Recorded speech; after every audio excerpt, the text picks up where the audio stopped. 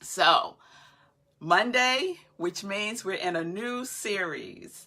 And I shared last week when we did our sacred series that I got a lot of response regarding the sacred relationship that I did on Thursday. And then on Friday, we talked about spiritual partnerships in the context of sacred relationship.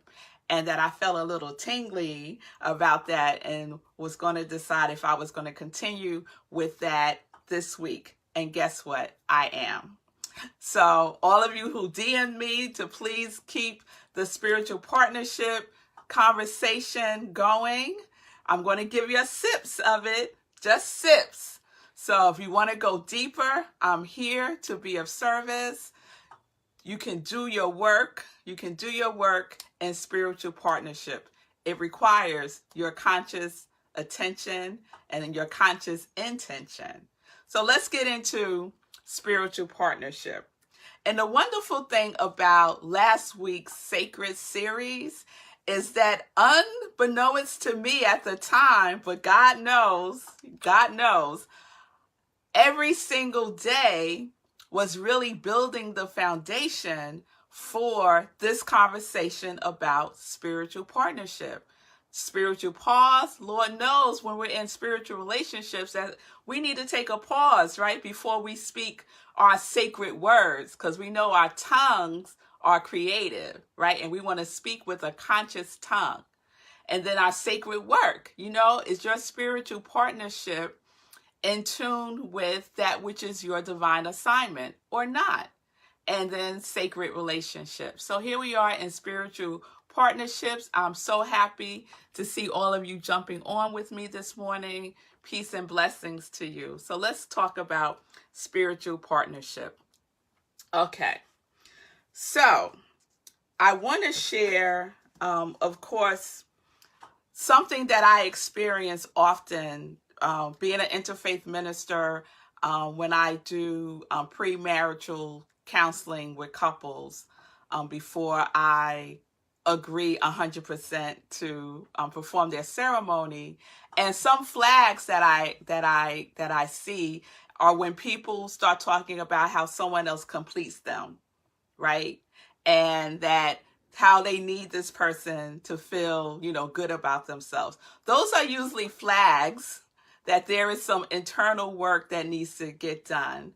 And they're bringing that relationship in, they're bringing that unrealistic expectation into their marriage if you think that someone else is completing you. Because the truth is that we are already complete, that we are already whole. But that might not be your personal reality. And if that's not your personal reality, then you have work to do. You have work to do. So it's information for you to know about before stepping into a sacred partnership or in a marriage. Okay? So I just wanted to make that distinction because I hear that often, like this idea that there's this one person that's right for you. Be right for yourself. Be right for yourself. And when you're right for yourself, you will attract that which is right for you, right? Because we're magnetizing that which we are. We're magnetizing that which we are. So get yourself right and you'll attract that which reflects where you are in consciousness. Okay, so spiritual partnership. So I want to read from Seed of the Soul, Gary Zukav. I read from this book on Friday. If you are interested in exploring yourself and exploring consciousness and exploring what we're doing here, this is a great book to guide you through that. It's so wonderful. I said it's part of my top 3 books, and it is. So this is what Gary has to say about spiritual partnerships. The underlying premise of a spiritual partnership is a sacred commitment between the partners to assist each other's spiritual growth. So we talked about that on Friday, right? Spiritual partnership is a commitment to each other's spiritual growth. Spiritual partners recognize their equality. So it's not about someone completing me. It's about equality, right? Spiritual partners are able to distinguish personality from soul, and therefore they are able to discuss the dynamics between them, their interactions, on a less emotionally bound ground than husbands and wives. So we're going to talk about that in a minute. That ground does not exist within the consciousness of marriage. It exists only within the consciousness of spiritual partnership, because spiritual partners are able to see clearly that there is indeed a deeper reason why they are together.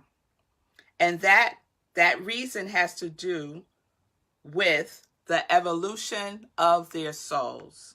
The evolution of their soul. So let me speak just a moment about what Gary is talking about when he mentions the consciousness of marriage, right? So I'm married. I've been married for 18 years, right? And so the archetype for marriage used to be for, physical survival, for property, all that stuff that was the archetype for marriage. And it was a consciousness around that. And that consciousness still exists today. People get married for a whole host of reasons. And if one of those reasons does not include a consciousness of spiritual partnership, then you're not in a spiritual partnership. You can be married and be in a spiritual partnership because you have a consciousness of spiritual partnership. You have a consciousness that is committed in your spiritual growth, your conscious evolution together. So I don't want anyone to come away from this thinking, oh, Rev Melissa said, marriage is not the way to go. I'm not saying that. What I'm saying is be aware of the consciousness of your relationship in marriage and not in marriage. A consciousness of spiritual relationship is grounded in spiritual growth. Okay? So in that spiritual growth, stuff comes up. And it's recognizing that the stuff that is coming up that needs your attention for healing or for revealing of the healing is an opportunity for you to take and make a conscious choice about how you're going to show up in that relationship. Because in relationship, that's how we learn and that's how we see the things that we need to work on within ourselves. And we can choose to do so in love or in fear. We can choose to do so by making the other person wrong or by recognizing that we are in a spiritual relationship. This person is committed to my spiritual growth. And so I need to look at this within myself. This has nothing to do with the other person. This has everything to do with my evolution of consciousness and my spiritual growth. Okay? So this is day one. Tomorrow, we're going to continue on this journey of spiritual partnership. Let me see if there's anything else I want to say about this. Just to emphasize responsible choice. It's consciously choosing to speak in love, even when you're feeling frightened, upset, angry, all that's going on with the personality, right?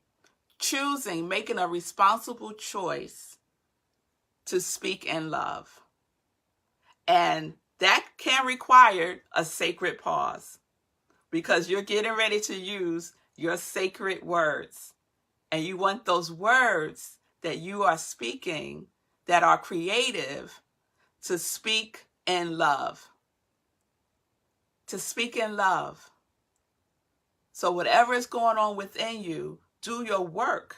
And your partner is there to support you in doing your work because they are committed to your spiritual growth. And in your partnership, you are committed to evolving in consciousness together. So be responsible. And responsible is all about the ability to respond in love. And when you can't do that, go within. Take a pause. Practice your spiritual practices. Okay? So this is all good news. All good news. And we're going to continue tomorrow. Today, you know I had to rock love. I had to rock love today. Love all over the place. Love all over the place. Love all over your relationships. Love all over your consciousness. Love, love, love, love. So love yourself. Love your partners. Love life itself, because love itself loves you. So peace and blessings.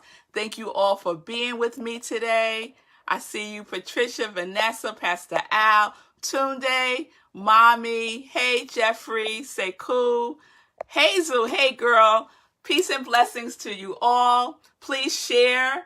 And thank you all for the watch parties. I really appreciate it. So have a wonderful Monday, and I'll see you tomorrow.